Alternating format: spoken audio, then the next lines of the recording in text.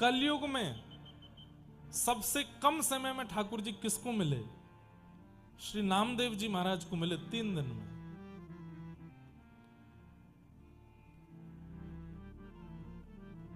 नरसिंह मेहता को मिले 7 दिन में, और 7 दिन में जब मिले उसके बाद जूनागढ़ में नरसिंह मेहता रहते, 52 बार भगवान आए।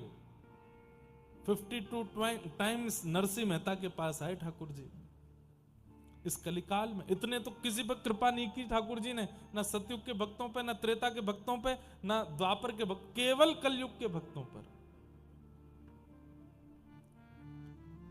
श्री नामदेव जी महाराज, उनके नाना जी थे श्री वामदेव जी महाराज, ठाकुर जी की सेवा करते थे।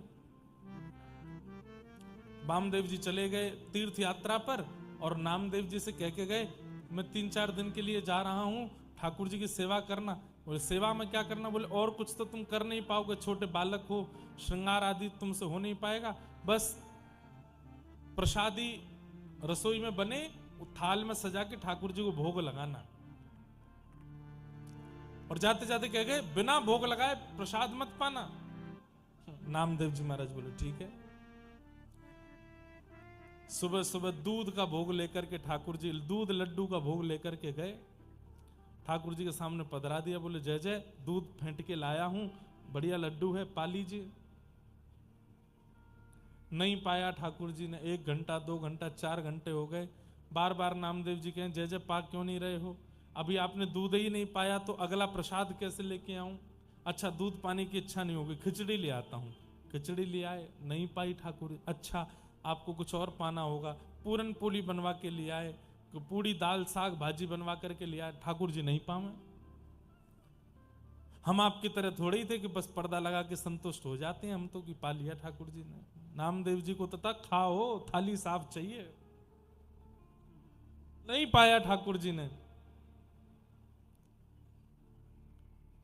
1 दिन 2 दिन बीत गए। नामदेव जी बेचारे रोने लगे, बोले मैं छोटा सा बालक हूं, मुझ पर दया नहीं आती आपको?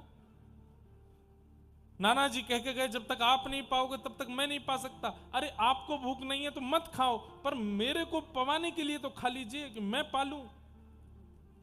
इतने में ठाकुर जी प्रकट हो गए, और प्रकट होकर के नामदेव से बोले, इतनी जल्दी थोड़ी आता हूं मैं, थोड़ा तो तपस्या करनी चाहिए, थोड़ा तो भजन करना चाहिए। ये क्या तुमने 2 दिन में बुला लिया?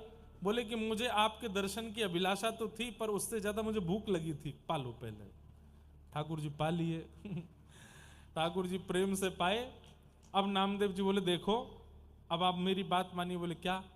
आप आते हो ये बात तो सिद्ध हो गई, आप प्रकट होते हो, तो फिर इतना नाटक नहीं करना, जब जब थाली लाऊं प्रकट होके पा लिया करना, मैं तभी पाऊंगा नहीं तो।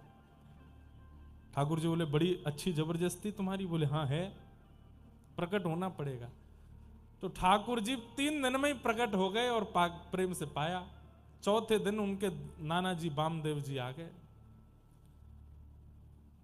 बंधुओं, ठाकुर जी का स्वरूप बता देता है कि सेवक कैसी सेवा करता है। कई लोगों के ठाकुर जी देख के लगता है कि ठाकुर जी बस बोलने वाले हैं, तो समझो सेवा अच्छे से होती है। और कई जगह तो बस ऐसा लगता है कि ठाकुर जी बस दिन गिन रहे हैं कि जल्दी जल्दी कोई और ये पधारे, दूसरों सेवक आवे, मेरी सेवा अच्छे से तो भी होगी। सेवा खूब भाव से किया करो बंधुओं। आपका सौभाग्य है कि आपको ठाकुर जी ने यशोदा बनने का सौभाग्य दिया, आपको ठाकुर जी ने नंद बाबा बनने का सौभाग्य दिया। आपके यहाँ लाला बन के आए हैं, तो वैसी सेवा करो जैसी लाला की होनी चाहिए। थाट में कोई कमी मत छोड़ा करो। अपने लिए रोटी नहीं बन पा रही, ठीक है, ठाकुर जी को बढ़िया पवाओ। ठाकुर जी का इतना ध्यान रखो कि ठाकुर जी आपसे प्रसन्न रहें। वामदेव जी आ गए, आकर के बोले, अच्छा ठाकुर जी तो बड़े प्रसन्न लग रहे हैं, बढ़िया प्रेम से भोग आदि पवाए। बोले हाँ। अच्छा जाओ रसोई घर से थाली ले आओ, ठाकुर जी का भोग लगा देते हैं। नामदेव जी थाली लेकर के आए, तो नाना वामदेव जी ने कहा, लाओ मुझे दो, मैं लगाता हूँ। बोले हाँ लगाओ। धर दिया सामने, और सामने लगा, पर्दा किया, मंत्र आदि बोले, थोड़ा आचमन आदि कराया, घंटी बजाई, पर्दा हटा दिया, उठा ली थाली। नामदेव जी बोले, नाना जी ये क्या किया? बोले भोग लगाया। बोले खाया तो कुछ भी नहीं। बोले ऐसे ही भोग लगता है? बोले मैंने तो ऐसे नहीं लगाया था। बोले तो तुम कैसे? बोले हमारी तो थाली भीतर जाती बिल्कुल साफ होके बाहर आती, सब पाते ठाकुर जी। तो नाना जी हंसने लगे, बोले सब जानता हूं, भोग लगाने के चक्कर में चुपचाप खुद ही खा जाता होगा बैठ के। अरे नहीं, ठाकुर जी पाते थे।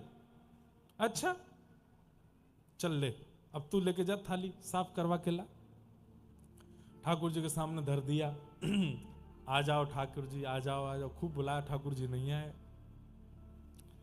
बोले मैं अकेला था तो आ गए थे, उससे मिला क्या? कुछ भी नहीं, आप खा पी के चले गए। अब इनको कैसे विश्वास होगा कि आप आए थे? इनके सामने आओ ना। ठाकुर जी नहीं आए। पीछे खड़े खड़े नाना जी हंस रहे थे।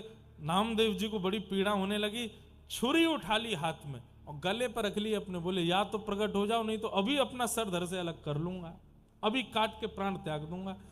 ठाकुर जी नाना जी के सामने प्रकट हो गए और प्रकट होके बोले बड़ा जिद्दी है भाई तू, तेरे लिए हम 3 दिन में आ गए, उससे संतुष्टि नहीं हुई, अब नाना जी को देखा। बोले इनको विश्वास ही नहीं होगा। पीछे देखा तो नाना जी तो मूर्छा में आ गए, आंखों से अश्रु बह रहे हैं। मेरा पूरा जीवन निकल गया, मेरी पूरी पीढ़ी निकल गई इनकी सेवा करते करते, कभी प्रकट नहीं हुए, 3 दिन में नामा तेने प्रकट कर दिए। तो ये कलयुग की विशेषता है। हम भले ही कलयुग में हजारों दोष मानते हैं, पर कलयुग की एक विशेषता है कि यहां ठाकुर जी बहुत जल्दी मिलते हैं। बस पुकारने वाला कोई नामदेव जैसा हो।